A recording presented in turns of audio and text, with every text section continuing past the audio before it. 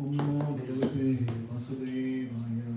Om Namo Bhagavate Vasudevaya. Om Namo Bhagavate Vasudevaya. Om Namo Bhagavate Vasudevaya. Namo Bhagavate Vasudevaya. Om Namo Bhagavate Vasudevaya. Narayanam Namaskritya Naram Chaiva Narottamam Naram Chaiva Narottamam Devim Saraswati Vyasam Devim Saraswati Vyasam Tato Jayamudiraye Tato Jayamudiraye. Nashtaprayeshu Abhadreshu Nashtaprayeshu Abhadreshu Nityam Bhagavata Sevaya Nityam Bhagavata Sevaya. Bhavati Uttama Shloke Bhavati Uttama Shloke Bhaktir-bhavati Naishtaki Bhaktir-bhavati Naishtaki. Krishnaya Vasudevaya Krishnaya Vasudevaya. Devaki Nandanaya cha Devaki Nandanaya cha. Nanda-gopa Kumaraya Nanda-gopa Kumaraya. Govindaya Namo Namaha Govindaya Namo Namaha. Jnananjana-tinmirandhasya Jnananjana-shalakaya Chakshurunmilitam Yena Tasmai Shri-gurave Namaha. Shri Chaitanya Manobhishtam Sthapitam Yena Bhutale Swayam Rupa Kadamaya Tadadi Swaparantikam Vivekam Shri Guru Shri Yuta Padakamanam Shri Gurun Vaishnavanscha Shri Rupam Sagrajatam Sagana Raghunatham Tam Sajaiva Sadvaitam Savadhutam Parijana Sahitam Krishna Chaitanya Deva Shri Radha Krishna Padam Sagana Nita Shri Vishakhamritamscha Namo Vishnupadaya Krishna Preshthaya Bhutale Srimate Bhaktivedanta Swamini Namine Namaste Saraswate Deve Gauravani Pracharine Nirvishesha Shunyavadi Paschatya Deshatarine Namo Mahadanyaya Krishna Prema Pradayate Krishnaya Krishna Chaitanya Namne Gauratrishe Namaha. He Krishna Karuna Sindhu Dinabandhu Jagatpate Gopesha Gopika Kanta Radha Kanta Jetam Sarvatopangur Momanda Matergati Matsarvasva Padam Bhojo Radha Madan Mohana Devyam Vrindaranya Kalpatramadaha Srimad Ratnagar Simhasanasthav Srimad Radha Srila Govinda Deva Preshthalabihi Sevyamano Swarami Shriman Rasa Rasarambhi Vamshi Vatadhastitaha Karshan Venu Sunayar Gopir Gopinatha Shri Stuna Tapta Kanchana Gaurangi Radhe Vrindavaneshwari Vrishabhanusute Devi Pranamami Hari Pri Vancha Kalpa Tarubhyascha Kripa Sindhubhya Eva cha Patitanam Pavanebhyo Vaishnavebhyo Namo Namaha. Jai Shri Krishna Chaitanya Prabhu Nityananda Shri Advaita Gadadhar Srivasadi Gaura Bhaktivinoda. Hare Krishna Krishna Krishna Hare Hare Hare Rama Hare Rama Rama Rama Hare Hare. Hare Krishna. Hare Krishna. Thank you for coming. Participating in Sunday program. We'll be discussing a few different instances from Srimad Bhagavatam today.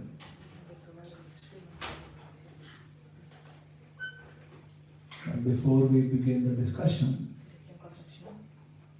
I want to ask you all, in your own understanding, what is bhakti meant for? What's the purpose? Why are we doing bhakti? What is it for? To serve, not to attain unflinching devotion towards Him. Okay, to serve Krishna, to get devotion. Okay, good. Yeah, please just keep shouting, whatever. To leave this world, To leave this world and go to Gola. to go to Golok. Okay, good. To revive our relationships which we've forgotten unfortunately by commitment. So by attain bhakti. Okay, to revive the relationship with Krishna. Okay, good. To become our true selves again. To become our own selves. So Yes, become good. spiritual. To become spiritual. Good. Yes. Shout. To find the eternal To peace. find eternal peace. Okay, good. To just love. To just love. To love. Good. Yes, very nice. Contemplate the smile of Krishna. Contemplate the smile of Krishna. Very good. Very nice. Others? To serve. To serve. Very good. Very good. All the right answers. There's no wrong answer. Just want to hear from you. Make you think. Why are you doing this? Yes, those who didn't speak, take a shot. Why should we do bhakti? Yes, Mataji? To be a good way. Okay, is a good way to live. Good. Feel connected to God always. Be connected to Krishna. Okay. Who didn't speak? Nadia. Because we like it. You like it? Amazing. Yes. Kira. No. Практикуешь бхакти, почему?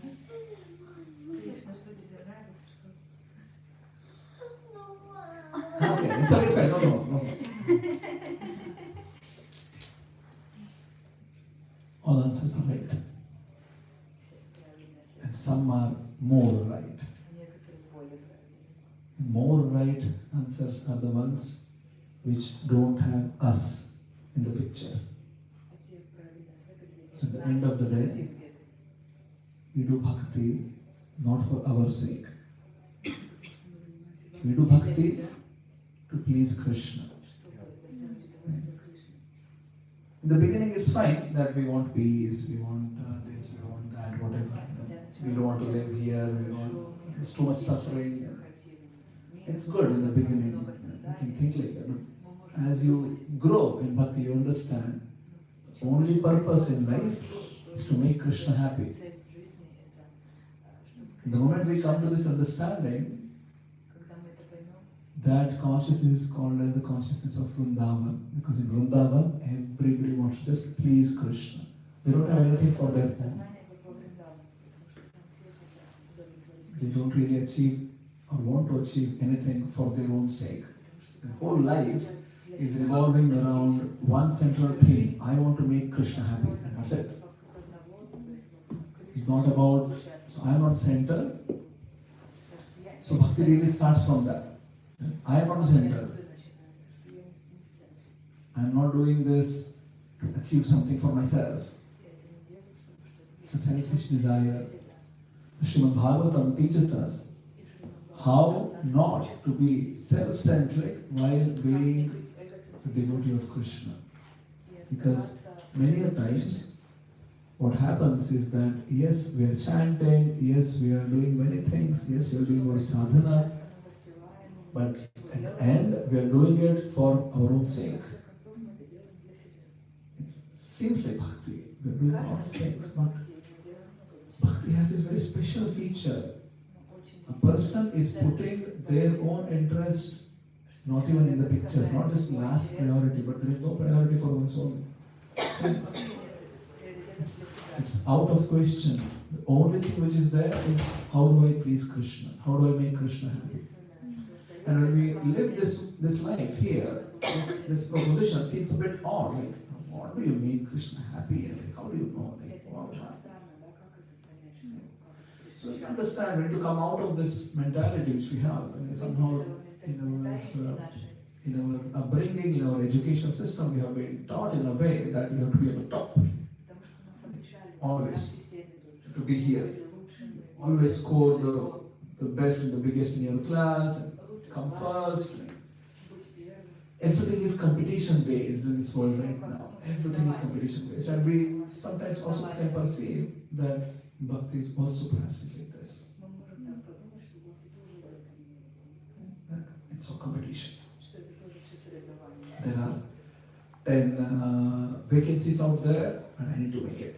Есть 10 работ, и мне надо Krishna has infinite place. А у Кришны бесконечное The beauty is количество его всего. we can experience Krishna here. Красота в том, что мы можем воспринимать Кришну здесь. So Prabhupada tells this as this is not a post-dated check. No, we are not giving a post-dated check. You know, check. Nowadays nobody uses check. But previous, almost it's like old age now, historical, that people used to write check. You give somebody a check in the bank check. And then you can write date of future. Like, after 1 year, 2 years, 5 years, whatever. So until that date, you can't really encash this money. So Sri Prabhupada says that bhakti is not like that. That we are just telling you that now you can't do anything, just keep doing something and you die and then you go somewhere and then you experience. No. You can experience it here, right now, in brothers. Yeah. You can experience Krishna here. Better proposal, isn't it? You can be with Krishna right now. And the purpose of bhakti is to just please him. I just want to make Krishna happy. So Srimad Bhagavatam gives some extreme examples how this actually makes sense. It's not really about anything external at all. It is about our heart. How our heart functions. Shall I tell a story? Yes. Our present Manu, his name is Vaivaswata. What's the name? Another name is Shraddha-deva. Vaivaswata is based on his father, who is Vivaswan, on whose son. Vivaswan's son is Vaivaswata. His name is Shraddha-deva. Now, he had many sons. One of the sons' name was Prashadra. What's the name? Prashadra loved cows. He didn't want to become a king or anything. He just wanted to just take care of cows. So he tells to Vasishtha that, I just protect the cows. I like this. I want to just be with the cows and protect them. And with the permission of Vasishtha, he is just taking care of cows all the time. Even in the night, he's just caring for the cows. Yeah. So Srimad Bhagavatam, this is in Srimad Bhagavatam 9th canto. He would just stay all night awake with a sword in the hand, just making sure that there is no trouble for the cows. One day, it was a dark night and raining, and a tiger came. Yeah. Came to eat cow. And all the cows, they were all sleeping, but suddenly they woke up and they were running here and there. And the tiger did catch hold of a cow. And Prashadra understood, there is a tiger here. He has a sword in his hand. He goes to attend to the situation. And it's very dark night, no moon, no stars, extremely dark. He's just following the sound. Where is this? Because the tiger is catching the cow and the cow is screaming. So he's just following the sound. And when he thinks I'm nearby, he can't really make out, but he just wields his sword with the sound, following the sound. And then he felt, yes, he cut the head of the tiger. Yeah. And the screaming stopped, so he felt, I have done the job, I'll go back.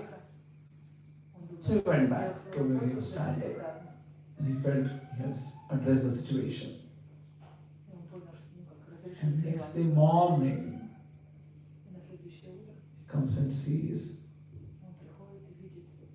he had cut the head of the cow and tiger's ear was cut. And in fear, it had run away. Imagine. This guy didn't want to become a king or anything, he just wanted to just protect the cows. And now, it's the opposite effect. So one of the ways in which Srimad Bhagavatam can create magic in your heart is, you think for yourself, how would you feel if you were doing this? How would you feel? Guilt. You would feel guilt. What's your name? Meghna. Meghna would feel guilt. Yes, Abhishek, how do you feel? Devastated. Devastated. Yes, good. Okay. Anyone else? Sorrow. Sorrow, very sad. Good. Anyone else? Dejected. Good. What's that? Want to give up on everything. You want to just give up everything. Okay. Why? Like the only purpose of life that is not done. So it's like, what is the purpose? Yeah, what should I do? So what do you want? You give up everything. And then I don't know. you're confused. Yeah. Okay. No problem. Yeah, depressed. So all these things happened to Krishnadra also. He was really sad. And his guru came in. Who was the guru? Vasishtha comes in. Vasishtha becomes extraordinarily angry. Yeah. And he cursed Prashadra. Next life, you will become a Shudra. Yeah. How do you feel now? It's okay, I guess, because it's like if I get the punishment, it somehow gets better. Okay. Chance for atonement. Huh? A chance for atonement. Okay. Chance for atonement. Okay. I think it will make up for the mistake he did, or probably if I would have been, I did. So Guru knows what is the best for me. Hmm. I would try to think like. Okay. You have to really put yourself in the picture now, okay? Don't just make it up. Confused.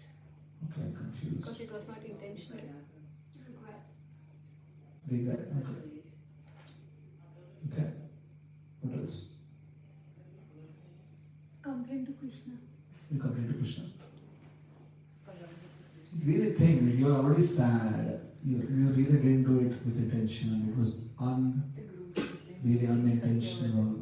You wanted to protect. And you have done this. It was not really a mistake which was committed with, like, okay, I want to do this.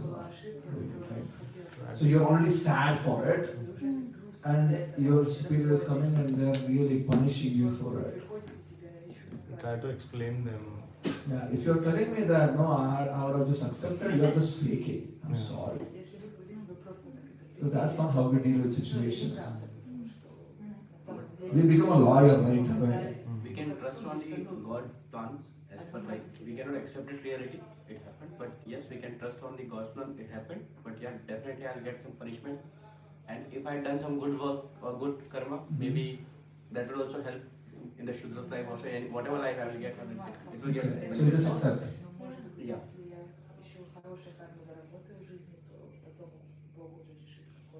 And this is also one of the God's plan, right? So think Okay. he also made something.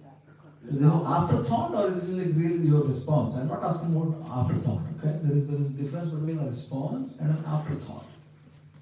Response is something which happens like this. So we become angry on Guru itself. That's, It's immediate response. there's a difference between response. Response is like, okay, you are really sad. Somebody comes and rather than trying to understand, console and they're coming and they're really, and now you have to really put yourself in an actual situation. If you're telling that I would just go with the plan, this maybe you are like that. But really, But if I have you made should mistakes, really now look at in your own life and think, is this how I'm really dealing with situations? That I always think that it's all better for me, whatever is happening is all good for me. It's anyway, Krishna will take care of me and just go through it. If that's how it is, really good. But in most cases, that's not how it is. We respond. And then we have an afterthought afterwards. I'm not disagreeing with that. We will have an afterthought later. But response is usually from how is our samskara and our subhava, and it just comes out. Anyway, this was just to make you think. Now, Prashadara did something extraordinary. He accepted, of course, but then he renounced the whole world and he surrendered fully to Krishna. He spent his entire life in serving Krishna fully. He renounced the whole world, even including the protecting of cows. He renounced everything. He became a brahmachari, meaning that he's just wandering around and begging and he's not having any livelihood anymore. If somebody gives something, he collects, and otherwise he's focusing fully on Krishna. And eventually he left the body and he perfected his life. There was no more birth for him anymore. And anyone take the second birth to become a Shudra.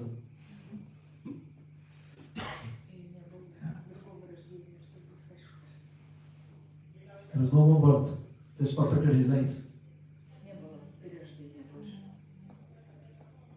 Amazing, isn't it? Vasishtha had cursed, he became a Shudra next life, but there is no next life. Krishna has perfected his life. We'll come to the conclusion part later. Let's discuss another story. Yeah. Perhaps you all have already heard of this story and you all have already read this story.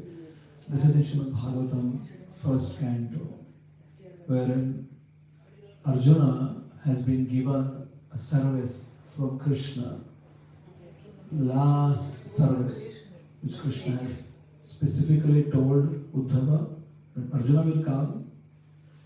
In a week from now, there will be flood in Dwarka.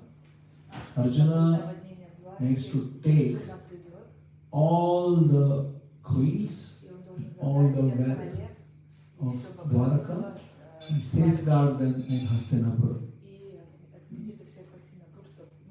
This is the service which Krishna gave it to Arjuna.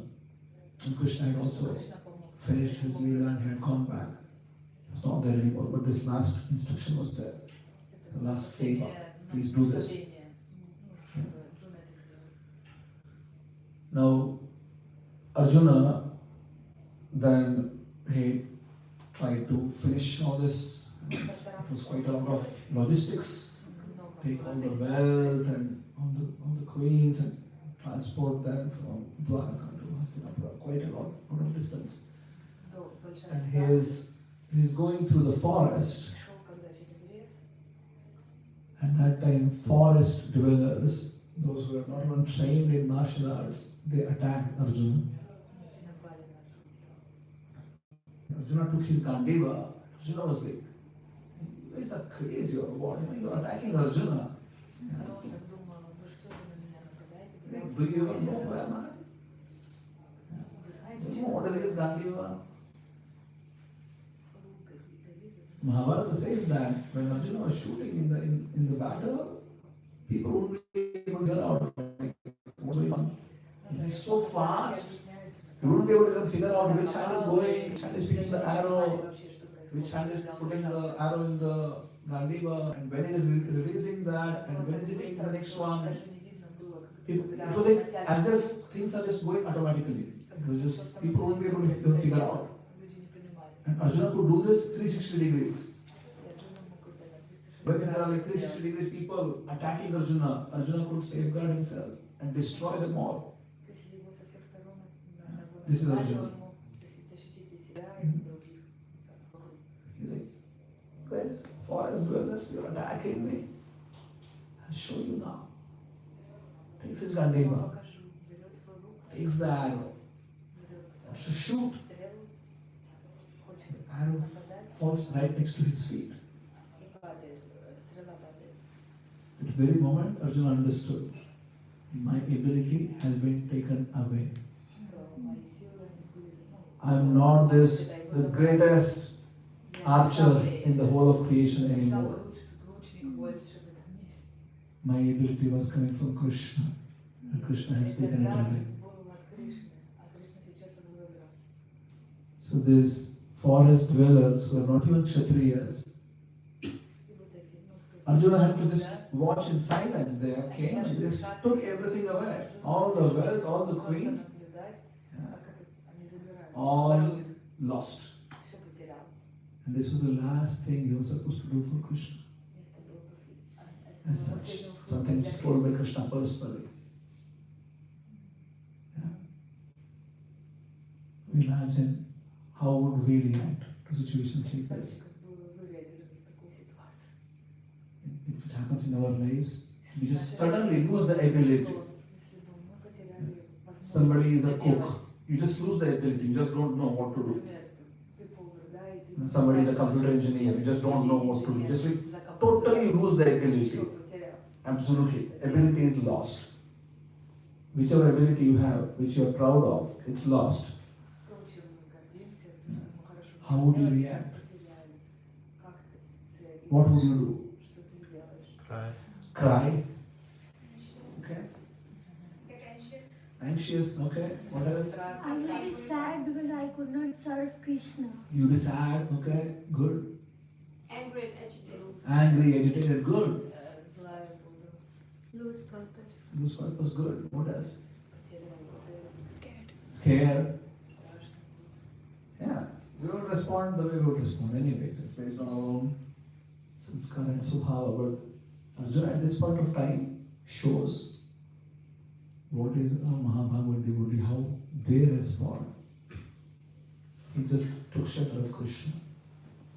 Krishna, you had enabled me, because of you I was able to even fight with Mahadev, Shiva. Он Yeah. просто делал подсказку.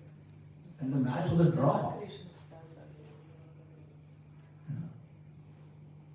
And Shiva was so happy with Arjuna. He had given Pashupatastra to Да, он не Arjuna. пошел к Шиве, например, So- за помощью, или что не обратился. Arjuna is like, okay, at some point of time you enabled me, now you have taken it out. I surrender to you, Krishna. Я предамся тебе, Кришна. Everything is fine. И все хорошо. It's because of you I got the power. Now you think there is no need for this anymore.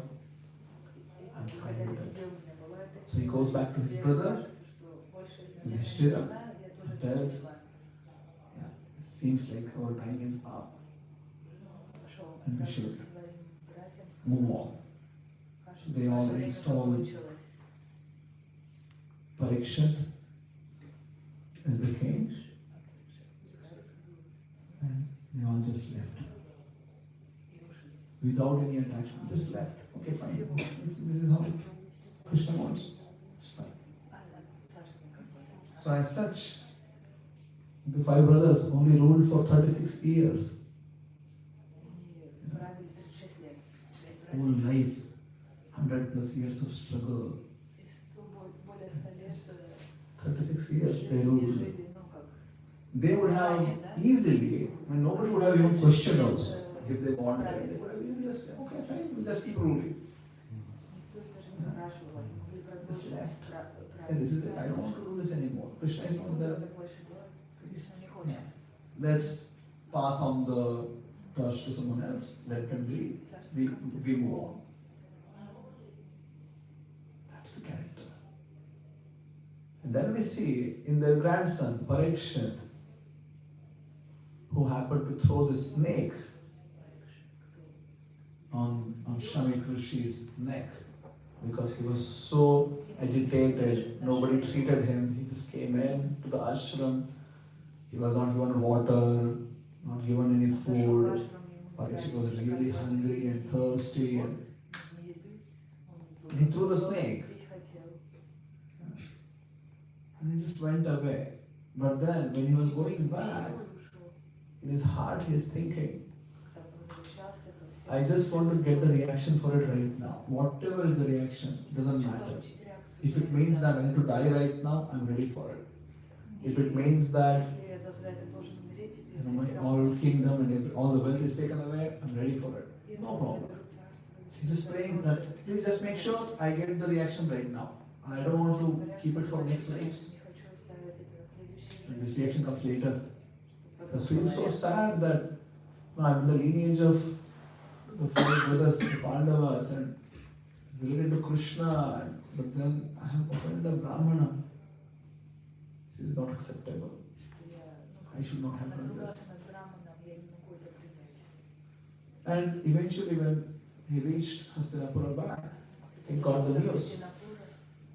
You have been cursed to die in 7 days. The Takshaka, the most poisonous, deadliest snake ever. And Parikshit was like very happy. Okay, fine. Yeah. Okay, 7 days. It's good. It's fine. I'll renounce my kingdom. I'll make my son Janamejaya king. I'll go and I'll take shelter of the sages. He just goes to the bank of Ganga. And then all the sages of the whole creation, they all came. Vyasa, Asita, Devala, Vishwamitra, Vasishtha. All of them. Narada Muni, everybody came. And Parikshit was so happy to receive them all and tells them, because of your mercy you have come here. Thank you for showing this mercy to me. Please bless me so that I always get service to Krishna, association of devotees of Krishna, and I want to have equal vision, friendship with all living entities. To be friends with everyone. I don't want to have any sort of, oh, he's my friend, he's my enemy, this feeling. I want to look at everybody as my friend. This was the wish of Parikshit. So we see the characters. Even when situations are happening which perhaps we would have reacted, responded in a way that is selfish, Srimad Bhagavatam characters show us how a Mahabhagavat reacts really, how they respond to situations.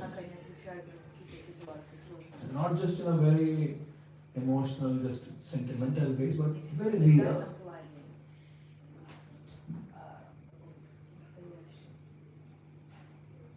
The story of Prithu and his yajna. So Prithu is in the lineage of Swayambhu. Swayambhu had 2 sons, Uttanapada and Priyavrata. Uttanapada son is Dhruva. Dhruva's lineage eventually is a king called as Anga. Anga had a very bad son by name Vena who was killed by the Brahmanas. And from the body of Vena, Prithu had appeared, his partial expansion of Lord Vishnu himself. And Prithu was once performing Ashwamedha yajnas. The way the Ashwamedha yajna is done is that you have a horse and you send the horse, Hare Krishna.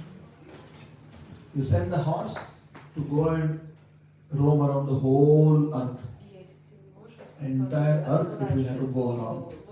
All the people should tell, yes, I accept. If Abhishek, let's say, wants to do Ashwamedha yajna, everybody should tell, I accept Abhishek as my supreme leader.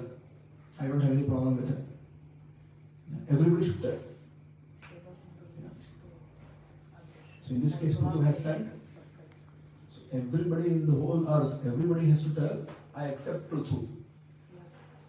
And if somebody objects, there is an army to fight it out. And there are also brahmanas who are counting the steps. Like how many steps has this horse walked? And number of ahuti in the yajna is equal to the number of steps the horse has walked. And if someone does this, it's not just for oneself, it's good for the whole world. So Prithvi is doing it for the welfare of his citizens. He's the emperor of the whole world. And he had this desire that I want to do 100 Ashwamedha Yajna. So not just one, 100. So he did 1, 2, 3, 4, 10, 20, 30, 50, 90, 99. When he did 99, Indra of that time became very anxious. Because if someone happens to complete 100 Ashwamedha Yajna, they are eligible to become Indra. They can become Indra. So Indra of that time becomes very agitated. Oh my God, there's a competition for me now. So he's like, oh, let's make sure there is no competition. So he just comes in a disguise of a saint and takes the horse and goes away. And because Prithvi was sitting in the yajna, he's performing yajna, he is not allowed to go out, his son starts to go. And then he finds Indra, then he wanted to just fight it out, but then Indra just disappears because he was in the disguise of the saint. The horse was left behind. The horse was brought back. And everybody is very happy. Okay, finally we have the horse. Let's continue the yajna now. It continues, and Indra now comes with another saint's disguise. Somebody is coming with no cloths, just whole body is filled with ashes. Someone is coming like in a red robes. Somebody is coming like a devotee of Shiva. Somebody is coming with like full body hairs. Every time different forms is coming. It is kept continuing to steal horse, one after the other. Every time he steals, the son of Prutu goes, and then he brings it back. At some point of time, it became too much. And with the permission of the Brahmanas, Prutu got up. I need to handle myself. I'll go and take this Indra. That time appears Brahmadev. And he tells to Prithu, anyway you are doing it for the welfare of the world. You have already done 99. The Supreme Personality of Godhead Vishnu is pleased with your attitude, how you cooperate with everyone. This Indra is a bit insecure. It's best for everybody if you stop at 99. Otherwise, this Indra will create much more troubles. Yeah. So you understand the context. Prithu did not do anything wrong. Indra was being a nonsense. Brahma comes and corrects who? If it were us, we would have told Brahma, do you have common sense? I am just doing my thing here. Why don't you go and tell to Indra? Isn't it? Yes or no? Yes. Right? Because we are not doing anything wrong here. That person is being a nonsense really. Just why don't you go and tell him? Why are you telling me? Yeah? But people just accept that. Sure. He finishes, goes and takes his conclusion part, comes and gives charity to all the brahmanas, all the sages, saints, everyone. We're done. We're happy. Все, закрыли. No malice in the heart, no bad feelings in the heart, no grudge in the heart, nothing. It's very happy. Счастливый человек. And Vishnu appears. И Вишну приходит, появляется. And Vishnu tells, Prithu, you're such an amazing person. Говорит ему, ты замечательный. Your character is so good, У тебя хороший I just want to характер. continue to see you. Я хочу продолжать видеть. I feel so happy to see you. Я так счастлива видеть тебя. Can you imagine Krishna is coming and telling you, you're so beautiful, your character is so amazing. I just want to continue to see you because you're so amazing. Yeah. This is what Srimad Bhagavatam is teaching. Superlative characters. Yeah. Beyond our characters. And we are expected to become like this. Also Mahabhagavats. Their heart understands Krishna's heart. They really understand what is the meaning of anything which is being done. It is not to achieve something, it is not to prove something. I don't need to run a race and come first in that race. Because the premise of bhakti is not to achieve anything other than just I want to please Krishna. So when you understand this premise of bhakti, like, what is bhakti for? What is it for? I need to please Krishna. And if that happens, it's good. I'm not really in a running race where I need to come first to get the medal. In a running race, only one person comes first. One person comes second, one person is third. So they get the bronze medal and the silver medal and the gold medal. That's it. Everybody else loses. Right? Bhakti is not like that. We all can make it. The whole of the world can make it. Krishna has place for everyone. We don't need to really feel like I need to push down all these people and I'm the one person from Brussels. Yeah. There is one seat from Brussels, I'll take it. No. So much with Krishna. All of us can individually and collectively please Krishna without any problem. Yeah. That's what I want to share. Anybody has any comments? Anything you want to add? What is the conclusion of the first story? Good. This is the conclusion. The conclusion is that bhakti is beyond everything. You surrender to Krishna, you please Krishna. Even the so-called curse of the greatest of the Brahmanas, Vasishtha, will not really act on you. Yeah. He was cursed, Prashadra was cursed, you will become a Shudra next life. Because at the end, Prashadra is Krishna, there is no next life anymore. So where is the curse? It's gone. Yeah. So, that's something we should really understand.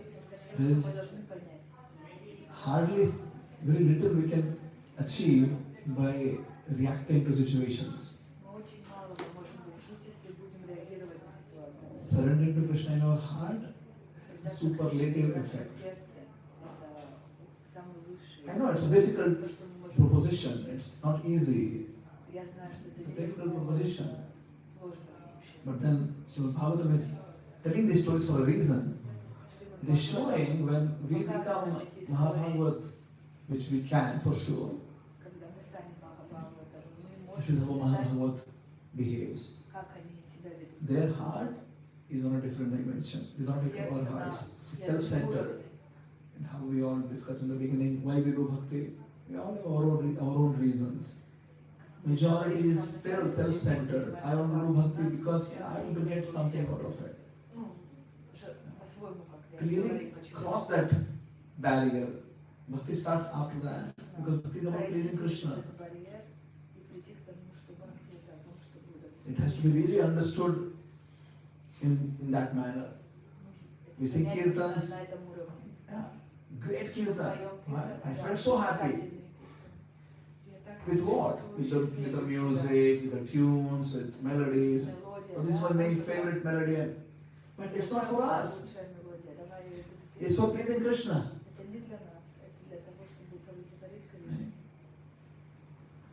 So, we need to try to understand this and put it into practice. I'm doing whatever in my life. I'm coming to the center, I'm serving here, I'm singing for the deities, I'm cooking for the deities, I'm cleaning the temple, and whatever, doesn't matter.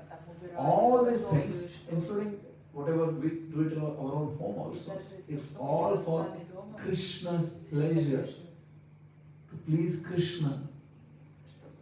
Because by default, that is my position.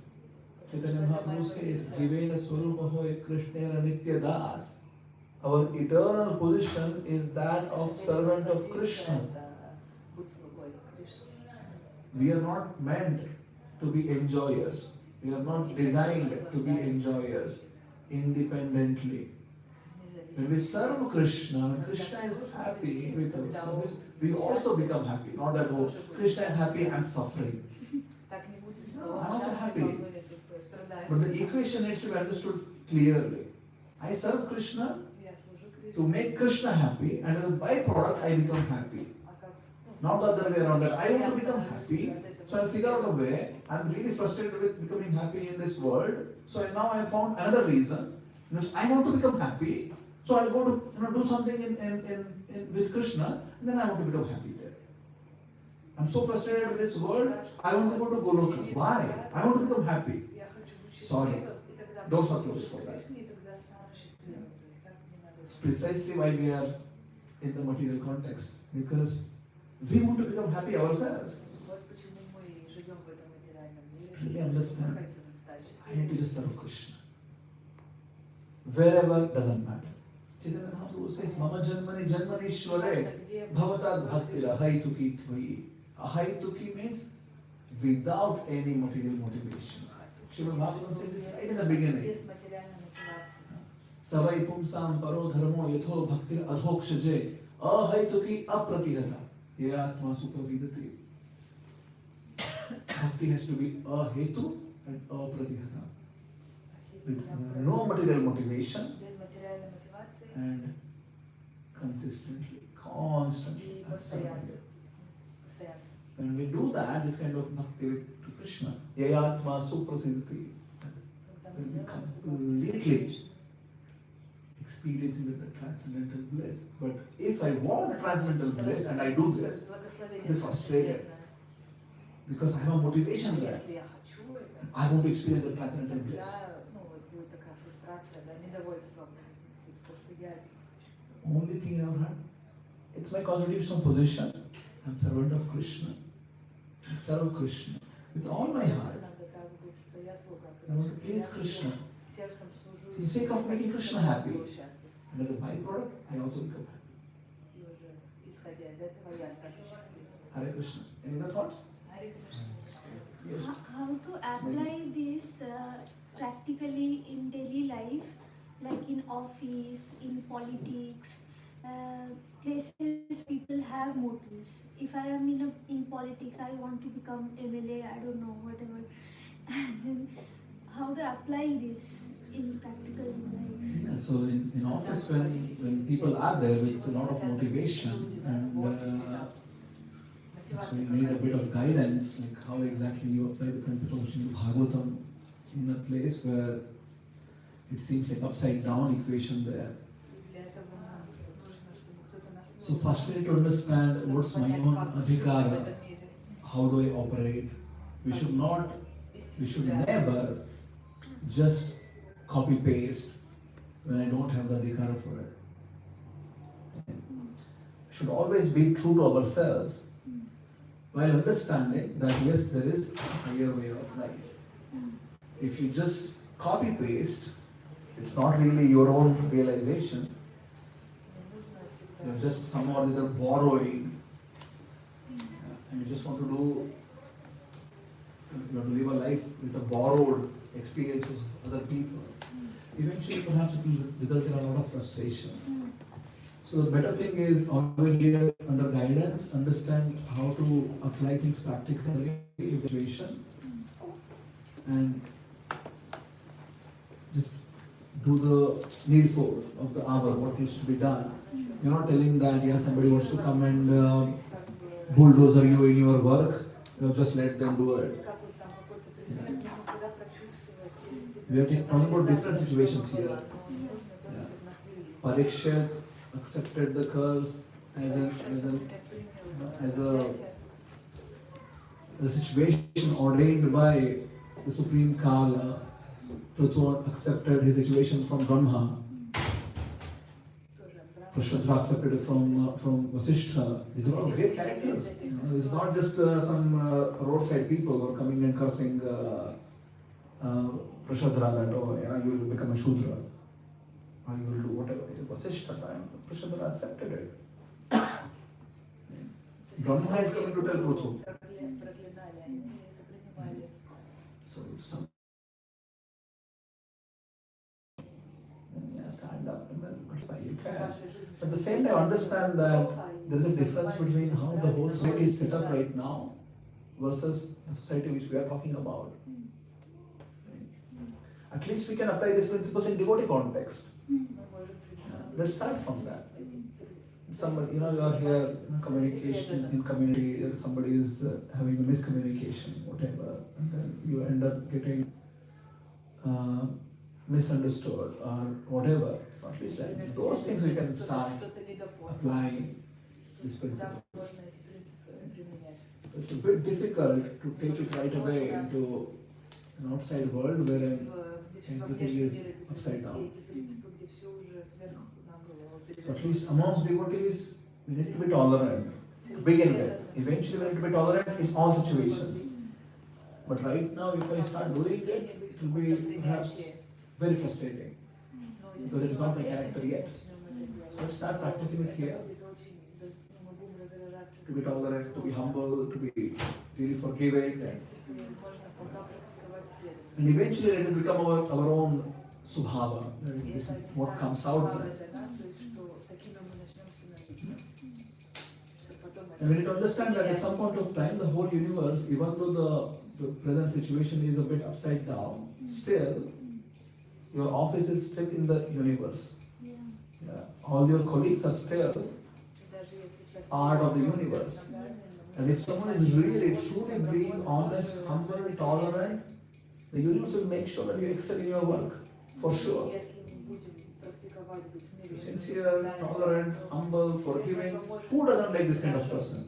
Everybody loves this kind of person. Yeah?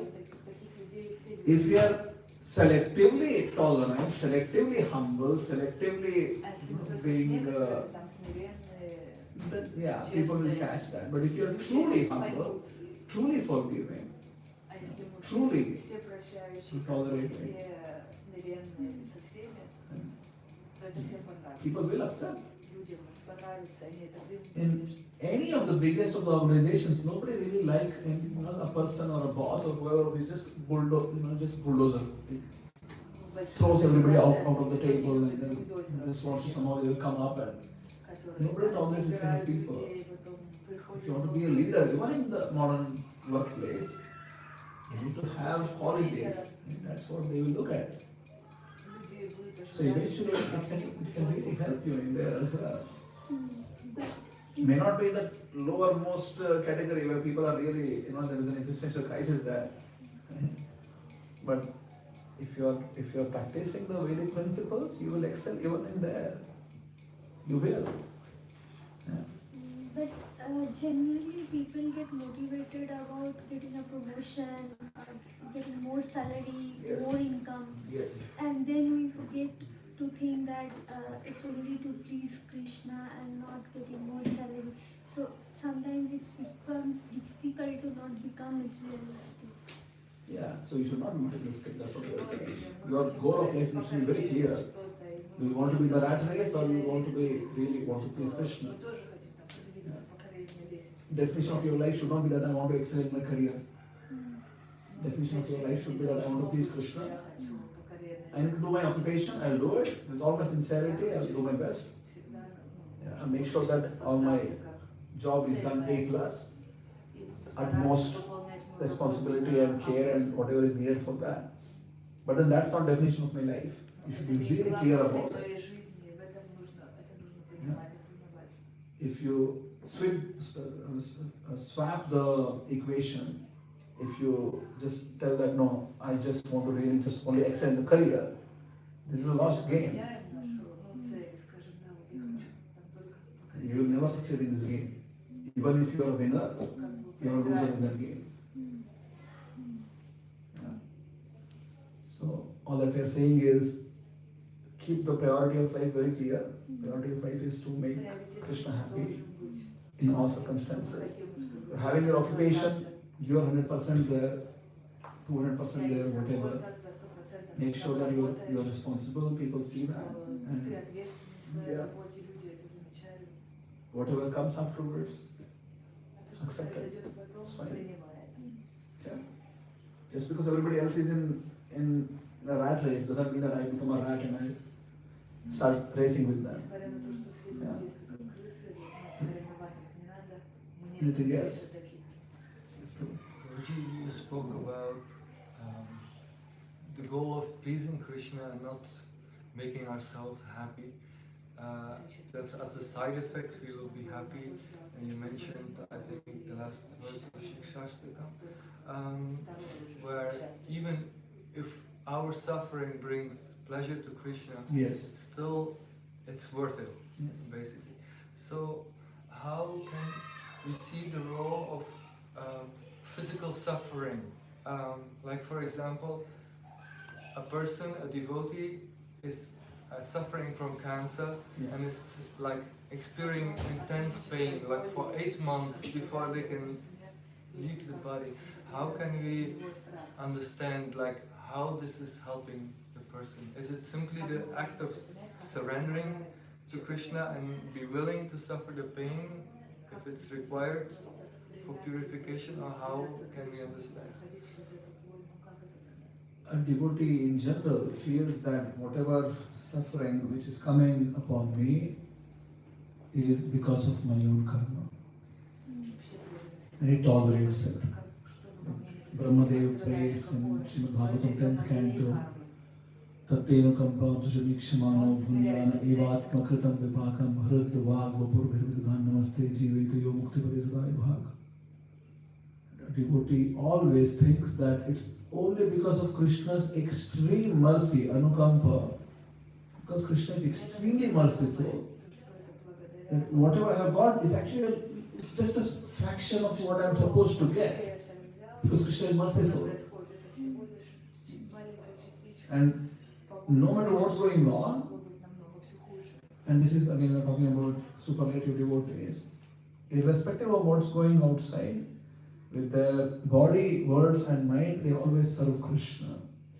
If the body is not supporting at that point of time, at least with the words and mind they serve Krishna. If the words are also not supporting, in their mind they serve Krishna. And this sort of people, Brahma says, are ready. They are the ones for whom being with Krishna is Dayabhak. Dayabhak is your inheritance. It becomes your inheritance. So, now, how do we see it practically? It's a bit difficult, especially in situations like cancer and things are there. It's a bit difficult. But then we have examples like Kalmakana Maharaj who showed us. Right? So we saw how he lived with cancer and how he left the body. Not one day complaining, not one day reducing. Okay, now it's all, I need to do something else now. Krishna not helping. Our greatest fortune that we were associating with him very closely at that time, and we have served him through it, and while he had it, and you could see that this is a different person, and he's not like us. He's a different category of life, and that gives us a vision that yes, this is possible. Many people perhaps will get into some sort of difficulty with their own mind when such situations happen, but great devotees, they don't get shaken up because they understand, okay, fine, it's fine, it's good, and go through it. This is the situation. So the Shastras speak of this example of It's, wild animals like tiger, lion, the way they eat their prey, they jump on the prey, they hold the prey with their teeth on the neck, they prick the neck and they suck the blood and kill them. In the same mouth, exact same mouth, they also catch their babies. But for that baby tiger or baby lion, the mouth of its mother is the best place on earth. Nothing beats that. It's the best. They're so happy there. It's the same mouth. They also catch their babies on the neck. This exact same place. Same place, same situation. Experience different. Similarly, for a person who has dedicated his life entirely to Krishna, death is a transformative experience. It really doesn't create this kind of horrible feelings. It's something which you look forward for. I asked this to Kadmakanu Maharaj when he was with us. During, just before he left to Vrindavan. And he had told exactly the same. He was like, I'm looking forward to it. It's not really something which I'm afraid of. I'm looking forward to it. So, and I remember there's these things from Shastra. Yeah, it's actually the case. If somebody serves Krishna whole life, you will see death as a transformative experience. Yes, I need to undergo a little bit of suffering. So that's okay anyways. That's the reality for everybody. Towards the end, this is what is going to be happening. It's not a different change for anyone. It's the same thing. Now, the other side of it is somebody who is like, we have a small baby in our community just having a blood cancer. 1.5 years baby got it. What has she done in her life? In this life at least. She was always like singing, dancing, and for the kirtans and just being a giver of happiness to everybody. But then yeah, she got it and it's really difficult. 2 years of treatment is really, of course, there's a very good chance they will recover in childhood. 2 years of very difficult treatment, and for the parents it's so difficult, and for I happen to be very close to the family, and she is like my own first daughter, and it's so difficult to see the baby suffering.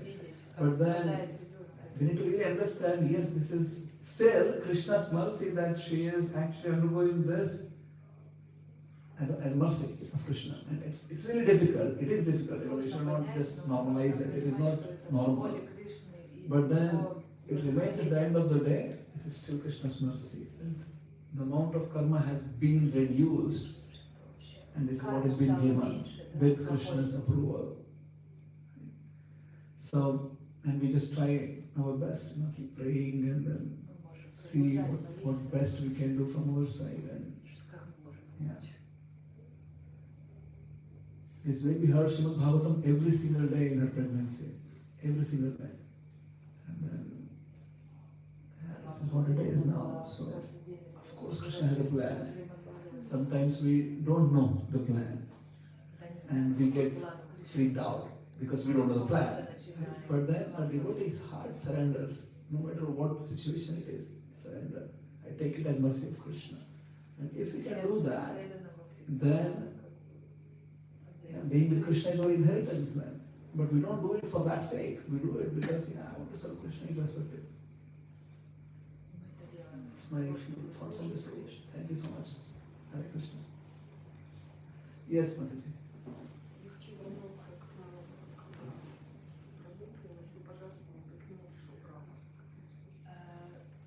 Mataji would like to speak about the story when Prabhu was, when Brahma came to him. То есть преданно служил Кришне, то есть жертва приношения. Yeah, devotee was giving everything to Krishna, so by doing what he was doing there. Oui. Yes. Yes. I'm not understanding, I'm so sorry. Это который 99 раз, Да, да, Вишну, он служил Вишну. Yeah, where it was the 99 times that he did it, and Yes. then so he was in devotional service to Krishna. Yes, yes. Yes. Но он этим раздражал Индру, да? But by doing that, Indra was unhappy and frustrated. Yes or no? By doing the 100th one, Indra thought that because anybody who do 100, Yeah. they can be given this post of Indra. Да, ну вот тут объясняется, Да, когда это ты понятно, понятно. идешь, то для остального Значит, не каждому из нас придет Брахма в таких случаях. Как выбрать? Или ты должен продолжать служить Господу, или ты должен учитывать эмоции какого-то другого человека. Not to every one of us Brahma will come in such a Yes. situation. So how can we decide if we should continue to serve God Yeah. or sometimes listen or take into Yeah. consideration the emotion of another person? Sure. So we should always have, first of all, thanks for the question. It's very rare that Brahma will not come. So we should always have someone who is our Shiksha Guru. If we have connection with our Diksha Guru, then we should always take shelter of a superior person to decide if there is a situation which I'm not able to figure out. Помог нам в сложной ситуации, когда мы не понимаем, как поступить в этой ситуации. And it may be the case that whatever your Shiksha Guru or Diksha Guru says, your heart is not really accepting it. И может быть, ваш Шикша или Дикша Гуру что-то говорит, а ваше сердце это не принимает. But then that's where surrender will come. И So тогда Krishna is вы looking должны at предаться. if we can surrender. Кришна смотрит, сможем ли мы предаться. And if you have authorized, authentic Shiksha Gurus and Diksha Gurus, because they are not Paramatma also, but then at least the teachings will be authentic and in the line of Guru Sadhu Shastra, and you should be able to surrender. Even if the mind is crying, I should be able to accept a higher teaching.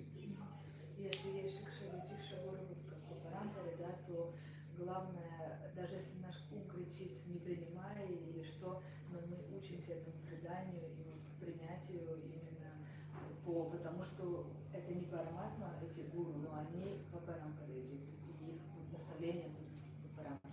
Yeah, because the problem is that many times we live physically distant places and then perhaps another person doesn't know the full story. So we need to then take time to explain the full context of it, the entirety of it, and be humble to receive the instruction afterwards. Может быть так, что мы далеко друг от друга живем, и нужно взять время, чтобы полностью объяснить, хорошо передать свою ситуацию, но когда придет уже ответ, то как бы принять его. And with that we should be happy. Должны быть счастливы в этом, с этим. And if we can behave like that, it's good enough for us. Если мы можем так жить, как бы, да, вот так поступить, это уже хорошо для нас. Because with this process what's going on is that I am showing to Krishna that I am ready to surrender. Да, я таким образом показываю Кришне, что я готова предаться ему. At this point of time I don't have the direct access wherein Vishnu appears in front of me and says that you're so happy. I'm so happy to see you, and perhaps it's not going to happen. Still, from my side, I need to show to Krishna that I am putting my effort, I will surrender, and yeah, whatever is supposed to happen, you please take care of it. Is that okay? So the conclusion is you need to have someone in whom you have trust, and you should ask them for guidance. То есть выбор в том, чтобы был кто-то, кого вы можете доверять и который, вам даст наставление, как поступить в So if ситуации. you don't have that kind of person in your life, you should get one. Если у вас такого нет человека в жизни, то нужно найти. Yeah. Hare Krishna. Good. I don't know what's the schedule here. We do chanting now. Nasimha there? Yes. I'm chanting. Chanting. Okay. Any other? 25, right? Any last question? I see Pavitra Prabhu Mataji coming now. Manish is here. Ah. Good. Any last thoughts? Last comments? Questions?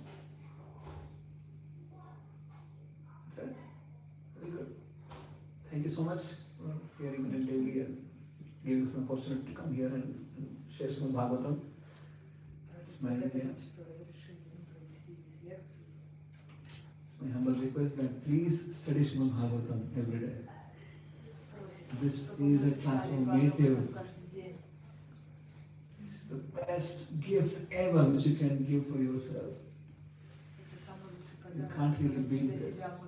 Nothing in the entire world which is better than this. So please study Srimad Bhagavatam. Even if it's just one paragraph, that's okay. Even one stroke of Bhagavatam, no problem. Please take it. This is the bhavaushadha. This is the medicine for the situation we all have. It's called as material life. Parikshit says this in the beginning of 10th canto that I have been really fasting, I haven't even taken water, I haven't slept. Because hearing about Krishna, this is bhavaushadha. This is the medicine for material existence. So Parikshit is saying, who will not hear for this? Anybody who is having a human life should surrender to Bhagavatam. That's my humble request. Please take this to affect your own lives, the lives of others. Please come to this and spend some time. Thank you so much. Hare Krishna. Srila Prabhupada ki jai. Srimad Bhagavatam ki jai. Thank you, Prabhu, for coming. Thank you so much.